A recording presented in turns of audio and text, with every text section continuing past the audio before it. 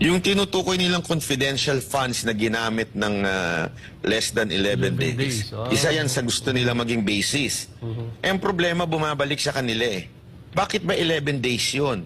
Remember, yung budget came from the Office of the President. So kahit pagbalik-baligtarin mo istorya, kasalanan ng Office of the President ito. The Office of the Vice President, kailangan niyang gamitin yung pondo. Yun ang nasa batas. Ang problema, late na inilagay ng Office of the President yung pondo na yun. Pero yun ang gusto nilang palabasin na ginamit in 11 days. Mukha nga namang, kung medyo mahina ang utak mo, mukha nga namang pangit tingnan, di ba? 11 days ginamit.